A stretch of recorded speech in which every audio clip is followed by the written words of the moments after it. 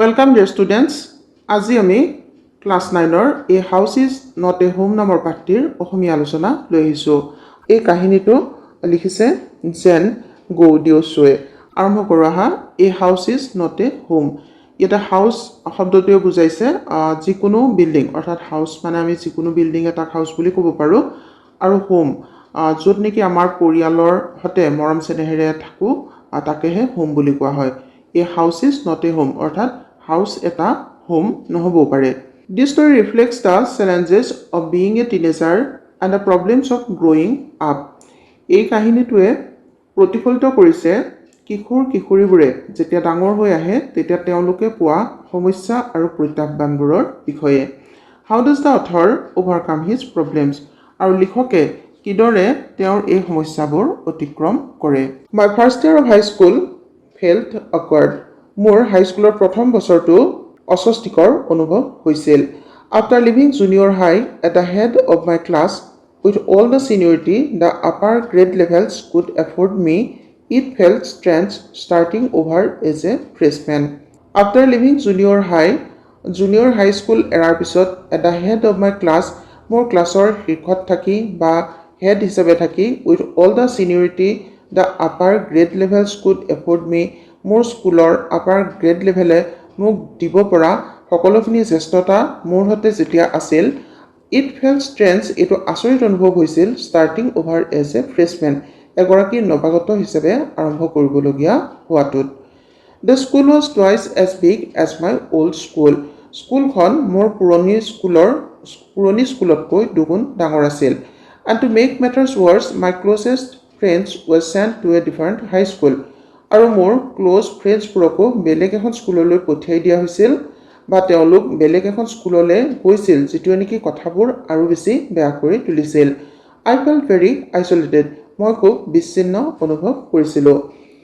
অৰ্থাৎ লিখক বা অথৰগৰাকীয়ে যেতিয়া জুনিয়ৰ হাই স্কুল এৰিছিল তেওঁ স্কুলৰ এগৰাকী ছিনিয়ৰ হিচাপে যথেষ্ট সন্মানৰ গৰাকী আছিল, কিন্তু এতিয়া নতুন এখন অচিনাকি স্কুললৈ গৈ সকলো জ্যেষ্ঠতা হেৰুৱাই এগৰাকী নৱাগত হিচাপে জীৱনটো আৰম্ভ কৰিব লগা হোৱাত তেওঁ খুব অস্বস্তি বা আচৰিত অনুভৱ কৰিছিল।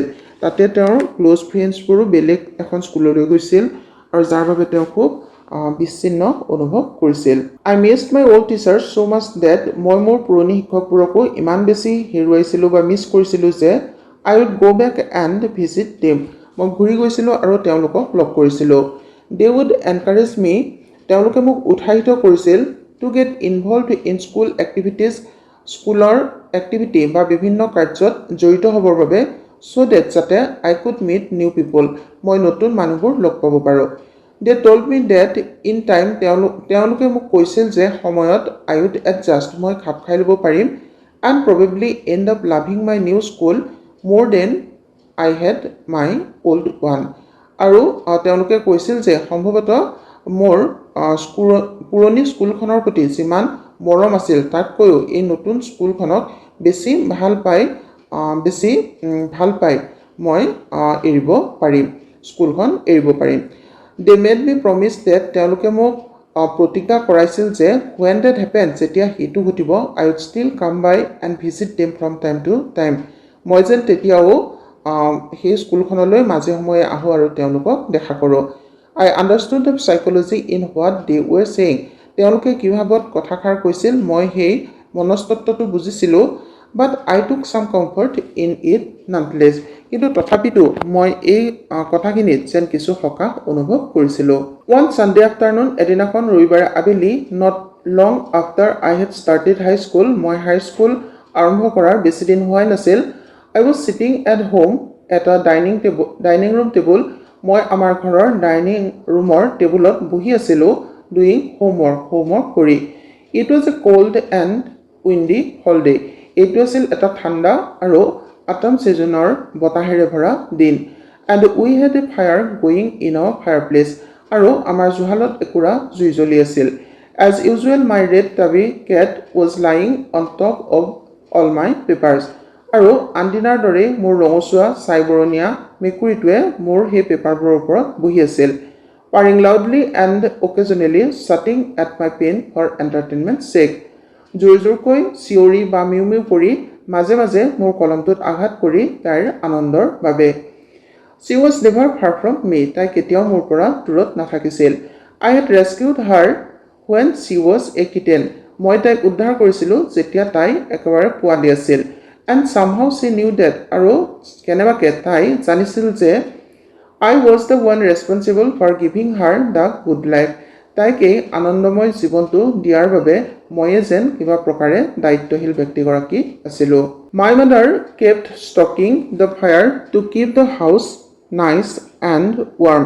মোৰ মায়ে জুইকুৰাত ইন্ধন যোগাই আছিল বা খৰি বা কয়লা দি আছিল। ষ্টকিং মিন্স ইন্ধন যোগাই থকা, ঘৰটো ধুনীয়া ভালকৈ আৰু গৰম কৰি ৰাখিবৰ বাবে। Suddenly I smelled something strange. আৰু অকস্মাতে মই কিবা আচৰিত গোন্ধ এটা পাইছিলোঁ। And then I noticed it. আৰু তাৰপিছত মই এইটো লক্ষ্য কৰিছিলোঁ যে smoke pouring in through the seams of the ceiling. চিলিঙৰ ফাকেৰে ধোঁৱাবোৰ সোমাই আহিছিল। The smoke began to fill the room so quickly that আৰু ধোঁৱাবোৰে ৰুমটো ইমান সোনকালে আৱৰি ধৰিছিল যে we could barely see. আমি কোনোমতেহে দেখিছিলোঁ। Groping our way to the front door. আৰু খেপিয়াই আমি সন্মুখৰ দুৱাৰৰ ওচৰলৈ ৰাস্তা লৈছিলোঁ। We all ran out into the front yard. আৰু আমি সন্মুখৰ চোতাললৈ দৌৰি গৈছিলোঁ। By the time we made our way outside. আৰু যি সময়ত আমি আমাৰ বাহিৰফালে ৰাস্তা লৈছিলোঁ, the whole roof was engulfed in flames. গোটেই ছালখন ধোঁৱাৰ গ্ৰাসত আছিল। And it was spreading quickly. আৰু ই অতি সোনকালে বিয়পি পৰিছিল। I ran to the neighbors to call the fire department. মই মোৰ চুবুৰীয়াৰ ওচৰলৈ ফায়াৰ ডিপাৰ্টমেণ্টক কল কৰিবৰ বাবে গৈছিলোঁ। While I watched my mother run back into the house. যেতিয়া নেকি মই মোৰ মাক সেই ঘৰটোৰ ভিতৰলৈ দৌৰি যোৱা লক্ষ্য কৰিছিলোঁ। My mother then ran out of the house. তাৰপিছত মোৰ মা ঘৰটোৰ পৰা দৌৰি ওলাই আহিছিল carrying a small metal box.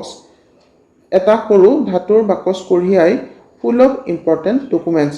যিটো দৰকাৰী নথিপত্ৰৰে ভৰি আছিল। She dropped the case on the lawn. তেওঁ লনখনৰ ওপৰতে সেই বাকচটো থৈছিল। In a crazed state. আৰু বলিয়াৰ দৰে এটা অৱস্থাত ran back into the house. ঘৰটোলৈ পুনৰ দৌৰি গৈছিল।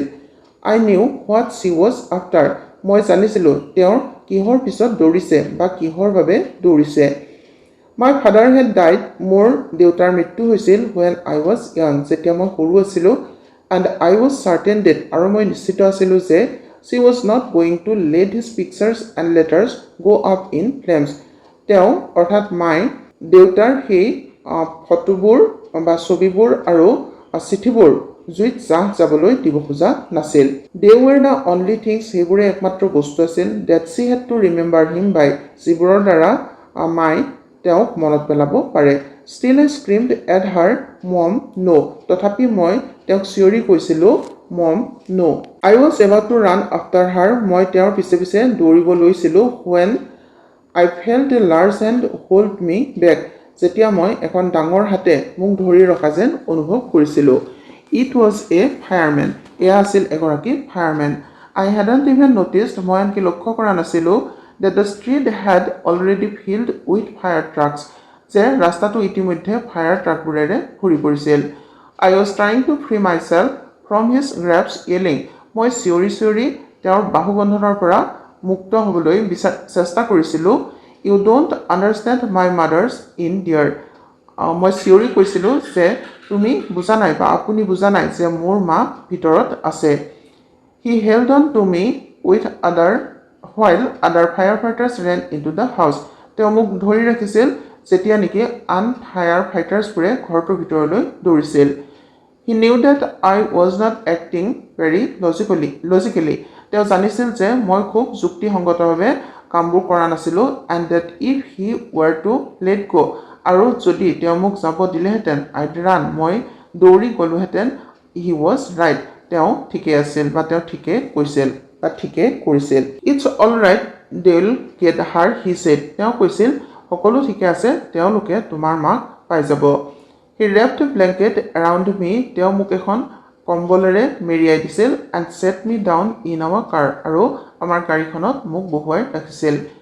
Soon after that, সোনকালে তাৰপিছত a fireman emerged from our house. আমাৰ ঘৰটোৰ পৰা এগৰাকী fireman ওলাই আহিছিল. With my mom in tow, মোৰ মাৰ লগে লগে বা পিছে পিছে, in tow means লগে লগে. He quickly took her over to the truck. তেওঁ ততালিকেই মোৰ মাক ট্ৰাকখনত উঠাইছিল and put an oxygen mask on her. আৰু তেওঁক এটা অক্সিজেন মাস্ক লগাই দিছিল. I ran over and hugged her. মই দৌৰিছিলোঁ আৰু তেওঁক সাৱটি ধৰিছিলোঁ. All those times I ever argued with her and hated her vanished. All those times, সেই সকলোবোৰ সময় যেতিয়া নেকি মই তেওঁৰ সৈতে তৰ্ক কৰিছিলোঁ আৰু তেওঁক বেয়া পাইছিলোঁ, vanished at the thought of losing her. তেওঁক হেৰুওৱাৰ চিন্তাত সেই সকলোবোৰ নোহোৱা হৈ গৈছিল. She is going to be okay, said the fireman. Fireman গৰাকীয়ে কৈছিল তেওঁ সোনকালে ঠিক হ'ব. She just inhaled a little smoke. তেওঁ মাত্ৰ কিছু ধোঁৱা উশাহত লৈছিল বা সেৱন কৰিছিল. And then he ran back to fight the fire while my mother and I sat there dazed. And then he ran back to fight the fire. তাৰপিছত তেওঁ জুইৰ সৈতে যুদ্ধ কৰিবলৈ উভতি দৌৰি গৈছিল. While my mother and I sat there dazed. যেতিয়া নেকি মোৰ মা আৰু মই হতবাক হৈ তাত বহি আছিলোঁ. I remember watching my house burn down and thinking that there was nothing I could do about it. মোৰ মনত পৰে যে যেতিয়া মই ঘৰটো জ্বলি থকা দেখিছিলোঁ আৰু ভাবিছিলোঁ যে মোৰ তাত কৰিবলগীয়া একো নাছিল. 5 hours later, 5 ঘণ্টা পিছত, the fire was finally out. জুইকুৰা অৱশেষত নুমাইছিল. Our house was almost completely burned down. আৰু আমাৰ ঘৰটো প্ৰায় সম্পূৰ্ণকৈ জ্বলি গৈছিল. But then it struck me. তাৰপিছত কিন্তু এইটো কথাই মোক আঘাত কৰিছিল. I hadn't seen my cat. মই মোৰ মেকুৰীটো দেখা নাছিলোঁ. Where was my cat? মোৰ মেকুৰীটো ক'ত আছিল? Much to my horror, I realized that she was nowhere to be found. আৰু খুব বেছি ভয়েৰে মই বুজিছিলোঁ যে তাই ক'তোৱেই বিচাৰি পোৱা নগৈছিল. Then all at once it hit me, the new school, the fire, my cat. I broke down in tears and cried. আৰু তাৰপিছত মোৰ নতুন স্কুল, সেই জুইকুৰা আৰু মোৰ মেকুৰীটো, এই সকলোবোৰে মোক লগে লগে বা সেই মুহূৰ্তত ইমান বেছিকৈ আঘাত কৰিছিল. I broke down in tears and cried. মই কান্দি ভাগি পৰিছিলোঁ আৰু কান্দিয়ে আছিলোঁ. I was suffering loss big time. মই বহুত বেছি পৰিমাণে দুখ অনুভৱ কৰিছিলোঁ বা মই অত্যধিক হেৰুৱাৰ দুখ বা বেদনা অনুভৱ কৰিছিলোঁ. The firemen would not let us go back into the house that night. ফায়াৰমেনবিলাকে সেইদিনাখন ৰাতি আমাক ঘৰটোলৈ ঘূৰি যাবলৈ দিয়া নাছিল. It was still too dangerous. এইটো তেতিয়াও বহুত বিপদজনক হৈ আছিল. Dead or alive, মৃতই হওক বা জীৱিতই হওক, I could not imagine. মই কল্পনাই কৰিব পৰা নাছিলোঁ living without knowing about my cat. মোৰ মেকুৰীটোৰ বিষয়ে একো নজনাকৈ এৰি থৈ যাবলৈ. Regardless, I had to go. কিন্তু কোনো গুৰুত্ব নিদি মই যাব লগা হৈছিল. We piled into the car with just the clothes on our backs. আমাক গাড়ীখনৰ ওপৰত তুলি দিয়া হৈছিল আমাৰ কাপোৰখিনিৰ সৈতে and a few of the firemen's blanket. আৰু সেই firemen'sবোৰে দিয়া কিছু ব্লেংকেটৰ সৈতে. And made our way to my grandparents' house to spend the night. আৰু মোৰ ককা আইতাৰ ঘৰলৈ সেই নিশাটো কটাবৰ বাবে ৰাস্তা লৈছিলোঁ. The next day, Monday, আৰু পিছদিনাখন সোমবাৰে, I went to school. মই স্কুললৈ গৈছিলোঁ. When the fire broke out, যেতিয়া জুইকুৰা জ্বলিছিল, I was still wearing the dress. মই তেতিয়াও ড্ৰেছটো পিন্ধিয়ে আছিলোঁ. I had worn to church, যিটো মই চাৰ্চলৈ যাওঁতে পিন্ধিছিলোঁ that morning, সেইদিনাখন ৰাতিপুৱা. But I had no shoes. কিন্তু মোৰ জোতাযোৰ নাছিল.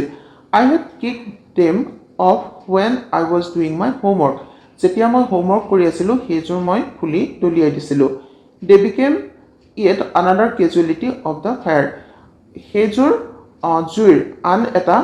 জুইত জাহ যোৱা আন এটা বস্তু হৈছিল বা সেইযোৰ জুইত জাহ যোৱা বা জুইৰ বলি হোৱা আন এটা বস্তু আছিল. So I had to borrow some tennis shoes from my aunt. সেইবাবে মই মোৰ আণ্টৰ পৰা টেনিছ শ্বুজ ধাৰ কৰিব লগা হৈছিল. Why couldn't I just stay home from school? কিয়নো মই স্কুল নগৈ ঘৰত থাকিব নোৱাৰোঁ. My mother wouldn't hear of it. মোৰ মায়ে এইটো শুনিব খোজা নাছিল, but I was totally embarrassed by everything. কিন্তু মই এই সকলোবোৰেৰে খুব অপ্ৰস্তুত অনুভৱ কৰিছিলোঁ। The clothes I was wearing looked weird. আৰু মই যিবোৰ কাপোৰ পিন্ধি আছিলোঁ সেইবোৰ খুব অদ্ভুত দেখাইছিল। I had no books or homework. মোৰ কিতাপ বা হোমৱৰ্ক নাছিল। And my backpack was gone. আৰু মোৰ সেই বেকপেকটো বা মোৰ পিঠিত বা বেগটো নোহোৱা হৈছিল। I had my life in that backpack. আৰু মোৰ সেই বেকপেকটোতে মোৰ গোটেই জীৱনটো আছিল। The more I tried to fit in, যিমানেই মই খাপ খাই ল'ব খুজিছিলোঁ, the worst it got. আৰু আটাইতকৈ বেয়া হৈ গৈছিল। Was I destined to be an outcast and a geek all my life? মোৰ বাবে এইটোৱে নিৰ্ধাৰণ কৰা আছে নেকি যে গোটেই জীৱনটোৱে মই বঞ্চিত আৰু আনৰ কৌতূহলৰ বিষয় হৈয়েই থাকিব লাগিব। That's what it felt like. সেইটো তেনেকুৱা যেনেই অনুভৱ হৈছিল। I did not want to grow up, change or have to handle life if it was going to be this way. আৰু এইদৰে যদি সকলোবোৰ হৈ থাকে, মই তেতিয়াহ'লে কোনো পৰিৱৰ্তন বা মই জীৱনটোক চলাই নিয়াৰ কথা ভাবিব পৰা নাছিলোঁ বা মোৰ সেইটো কৰিবৰ বাবে কোনো ইচ্ছা নাছিল। I just wanted to curl up and die. মই অত্যন্ত লজ্জিত আৰু দুখ অনুভৱ কৰিছিলোঁ। I walked around school like a zombie. মই স্কুলত এগৰাকী ভাৱলেশহীন ব্যক্তিৰ দৰে ঘূৰিছিলোঁ। Everything felt surreal. সকলোবোৰ অবাস্তৱ যেন অনুভৱ হৈছিল। And I was not sure. আৰু মই নিশ্চিত নাছিলোঁ what was going to happen. কি ঘটিবলৈ গৈ আছে। All the security I had known. আৰু মই জনা মোৰ সকলোবোৰ নিৰাপত্তা from my old school. মোৰ সেই পুৰণি স্কুলখনৰ পৰা পোৱা my friends, মোৰ বন্ধুবোৰ, my house and my cat, মোৰ ঘৰটো আৰু মোৰ মেকুৰীটো had all been ripped away. সকলোবোৰ যেন কাঢ়ি লৈ যোৱা হৈছিল। When I walked through what used to be my house after school that day, সেইদিনাখন যেতিয়া স্কুলৰ পিছত মোৰ এসময়ত য'ত আমাৰ ঘৰটো আছিল সেইফালে খোজকাঢ়ি গৈছিলোঁ, I was shocked to see. মই দেখি shocked হৈছিলোঁ বা আচৰিত হৈছিলোঁ how much damage there was. কিমান যে ক্ষয়ক্ষতি তাত হৈ আছিল। Whatever hadn't been burned, যিবোৰ জ্বলি যোৱা নাছিল, was destroyed. সেইবোৰ ধ্বংসপ্ৰাপ্ত হৈছিল by the water and chemicals they had used to put out the fire. তেওঁলোকে জুই নুমাবলৈ ব্যৱহাৰ কৰা পানী আৰু অন্যান্য ৰাসায়নিক পদাৰ্থৰ দ্বাৰা। The only material things not destroyed were, আৰু যিবোৰ নেকি বৈষয়িক বস্তু ধ্বংসপ্ৰাপ্ত হোৱা নাছিল সেইবোৰ আছিল the photo albums, ফটোৰ এলবামবোৰ, documents and some other personal items, নথিপত্ৰবোৰ আৰু কিছু ব্যক্তিগত বস্তু that my mother had managed to heroically rescue, যিবোৰখিনি মোৰ মায়ে খুব নায়কোচিতভাৱে উদ্ধাৰ কৰাৰ ব্যৱস্থা কৰিছিল। But my cat was gone and my heart ached for her. কিন্তু মোৰ মেকুৰীটো গুচি গৈছিল আৰু যাৰ বাবে মোৰ বুকুখনত দুখ অনুভৱ কৰিছিলোঁ। There was no time to grieve. দুখ কৰাৰ কোনো সময় নাছিল। My mother rushed me out of the house. মোৰ মা ঘৰৰ পৰা দৌৰি ওলাই আহিছিল। We would have to find a place to live. আমি থাকিবৰ বাবে নতুন এটুকুৰা ঠাই বিচাৰিব লাগিব। And I would have to go buy some clothes for school. আৰু মই স্কুলৰ বাবে কিছু কাপোৰ কিনিব লাগিব। We had to borrow money from my grandparents. আমি আমাৰ গ্ৰেণ্ডপেৰেণ্টছৰ পৰা কিছু পইচা ধাৰ কৰিব লগা হৈছিল because there were no credit cards, cash or even any identification to be able to withdraw money from the bank. কাৰণ আমাৰ হাতে কোনো ক্ৰেডিট কাৰ্ডছ নাছিল, কেছ পইচা নাছিল বা কোনো চিনাক্ত কৰিব পৰা বস্তু নাছিল যিবোৰ ব্যৱহাৰ কৰি আমি বেংকৰ পৰা পইচা উলিয়াব পাৰোঁ। Everything had gone up in smoke. সকলোবোৰ জুইৰ ধোঁৱাত নোহোৱা হৈ গৈছিল। That week, the rubble that used to be our house was being cleared of the lot. আৰু সেই সপ্তাহত the rubble অৰ্থাৎ ইটা শিল আদি যিবোৰ নেকি এটা সময়ত আমাৰ ঘৰ আছিল সেইবোৰ যথেষ্ট পৰিমাণে চাফা কৰি পেলোৱা হৈছিল। Even though we had rented an apartment nearby, যদিও বা ওচৰতে আমি এটা এপাৰ্টমেণ্ট ভাড়ালৈ লৈছিলোঁ, I would go over to watch them clear away debris. মই সেই যিবিলাক আৱৰ্জনা আছিল সেইবোৰ চাফা কৰাটো সদায় চাবলৈ গৈছিলোঁ, hoping that my cat was somewhere to be found. এইটো আশা কৰিছে মোৰ মেকুৰীটো ক'ৰবাত বিচাৰি পোৱা যাব. She was gone. তাই গুচি গৈছিল. I kept thinking about her. মই তাইৰ বিষয়ে ভাবি থাকোঁ. As that vulnerable little kitten. সেই অকণমানি দুৰ্বল মেকুৰীটো হিচাপে. In the early morning, খুব ৰাতিপুৱাতে when I would disturb her, যেতিয়া মই তাইক দিগদাৰি কৰিছিলোঁ and get out of bed আৰু বিচনাৰ পৰা উঠাইছিলোঁ, she would take along after me. তাই মোৰ সৈতে লাগি আহিছিল, climbed up my robe, মোৰ চোলাত বগাই আহিছিল and crawled into my pocket আৰু মোৰ পকেটলৈ চুচৰি গৈছিল to fall asleep, শুই পৰিবলৈ. I was missing her terribly. মই খুব ভয়ানকভাৱে তাইক মিছ কৰিছিলোঁ. It only seems that এইটো সদায় ধাৰণা কৰা হয় যে bad news spreads quickly. দুখবৰবোৰ সোনকালে বিয়পি পৰে. And in my case, আৰু মোৰ ক্ষেত্ৰতো it was no different. এইটো কোনো বেলেগ হোৱা নাছিল. Everyone in high school, including the teachers, হাইস্কুলৰ প্ৰত্যেকেই শিক্ষকসকলকে ভিতৰ কৰি was aware of my plight. মোৰ দুৰ্দশাৰ বিষয়ে তেওঁলোক জ্ঞাত হৈছিল. I was embarrassed as if somehow I were responsible. মই বিব্ৰত হৈছিলোঁ, জানোচা ময়েই এই ক্ষেত্ৰত কিবাকৈ দায়ী আছিলোঁ. What a way to start off at a new school. এখন নতুন বিদ্যালয়ত এয়া যে কি ধৰণৰ আৰম্ভণি আছিল. This was not the kind of attention I was looking for. এয়া এই ধৰণৰ মনোযোগ নাছিল যিটো মই বিচাৰিছিলোঁ. অৰ্থাৎ মই নতুন স্কুলখনত এই ধৰণৰ মনোযোগ কেতিয়াও আশা কৰা নাছিলোঁ. অৰ্থাৎ মোক সকলোৱে এইদৰে জানক এইটো কথা মই কেতিয়াও বিচৰা নাছিলোঁ. The next day at school, পিছদিনাখন স্কুলত, people were acting even more strange than usual. মানুহবোৰে যেন আনদিনাতকৈও বেলেগ ধৰণে আচৰিত ধৰণে আচৰণ কৰিছিল.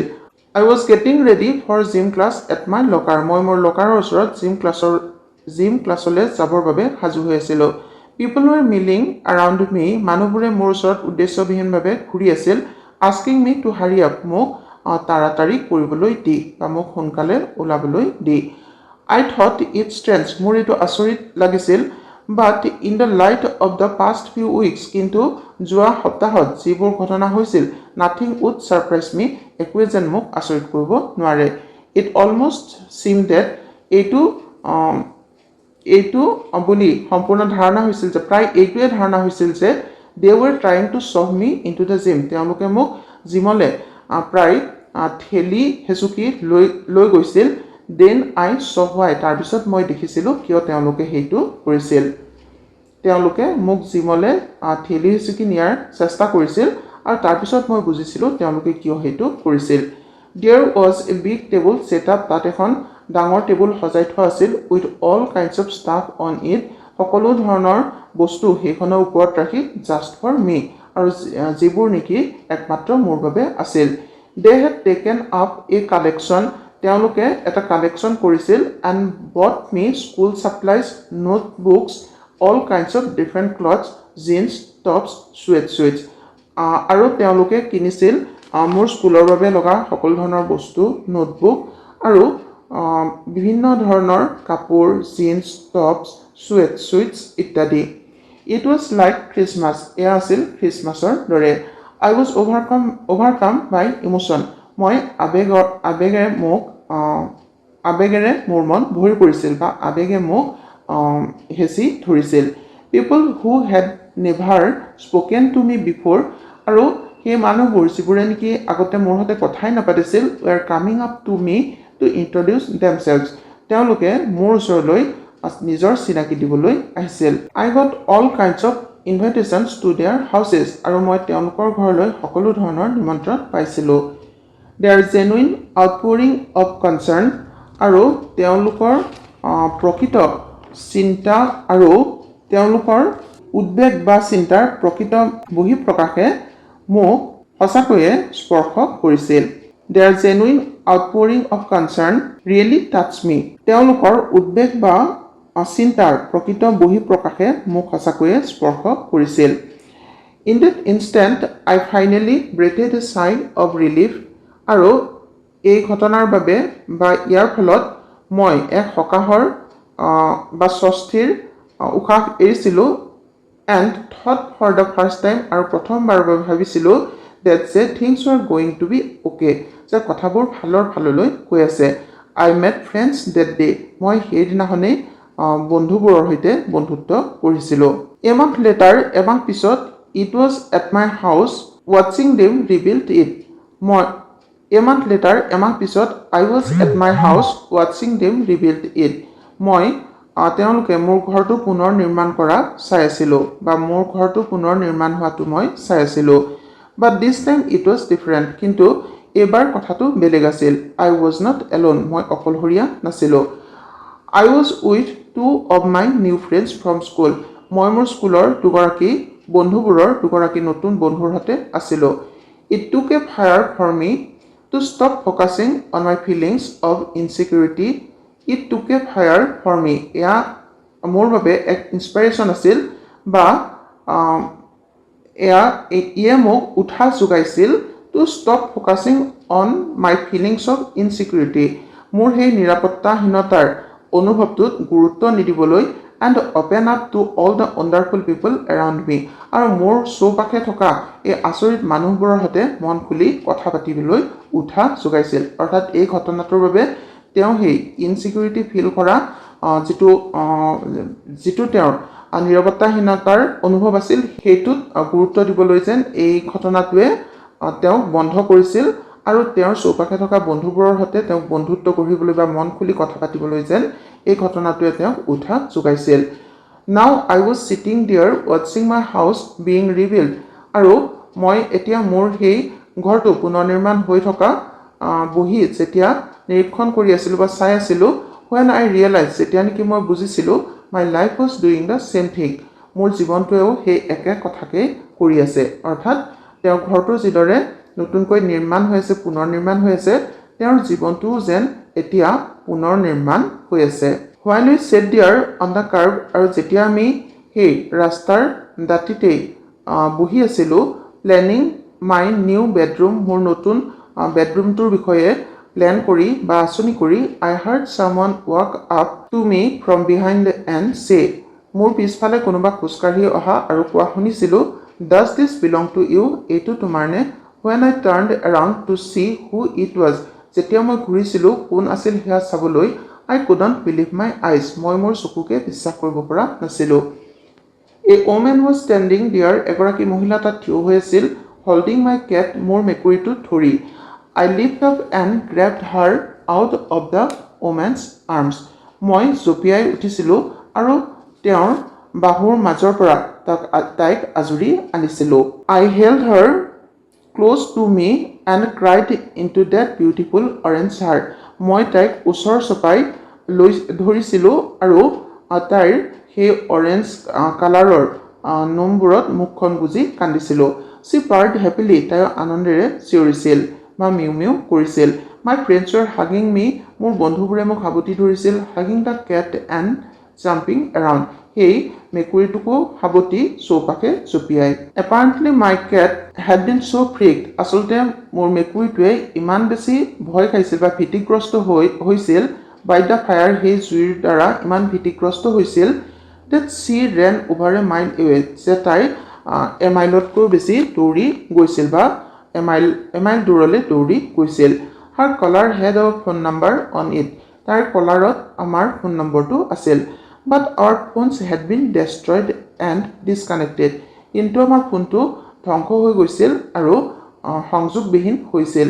This wonderful woman took her in. এই আচৰিত মহিলাগৰাকীয়ে তাইক লৈ গৈছিল and worked hard, আৰু কষ্ট কৰিছিল to find out whose cat it was.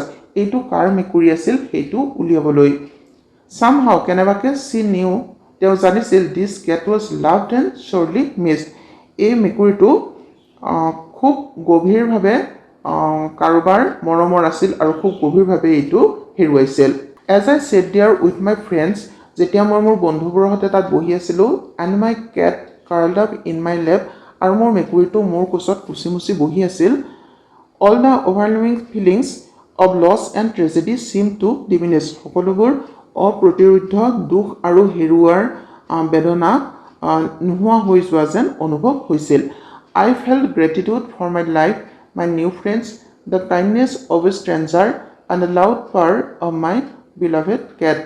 মই মোৰ জীৱনৰ প্ৰতি, মোৰ নতুন বন্ধুবোৰৰ প্ৰতি আৰু সেই আচৰিত মহিলাগৰাকীৰ দয়ালুতাৰ বাবে আৰু সেই মোৰ মৰমৰ মেকুৰীটোৰ চিঞৰবোৰৰ বাবে কৃতজ্ঞ হৈ পৰিছিলোঁ. My cat was back and so was I. মোৰ মেকুৰীটো ঘূৰি আহিছিল আৰু সেইদৰে ময়ো ঘূৰি আহিছিলোঁ. অৰ্থাৎ লিখকে ক'ব বিচাৰিছে যে যিদৰে তেওঁৰ হেৰাই যোৱা মেকুৰীটো পুনৰ ঘূৰি আহিছে, তেনেদৰে লিখকৰো জীৱনৰ পৰা হেৰাই যোৱা ভাল দিনবোৰ পুনৰ ঘূৰি আহিছে. মৰমৰ ছাত্ৰ ছাত্ৰীসকল, তোমালোকে কাহিনীটো নিশ্চয় বুজিব পাৰিছা আৰু তোমালোকে ভালদৰে বুজি পালেহে আচলতে যিকোনো প্ৰশ্ন আহিলে তোমালোকে উত্তৰ কৰিবলৈ সক্ষম হ'বা. আৰু আমাৰ ভিডিঅ'টো ইমানতে শেষ হৈছে. ধন্যবাদ.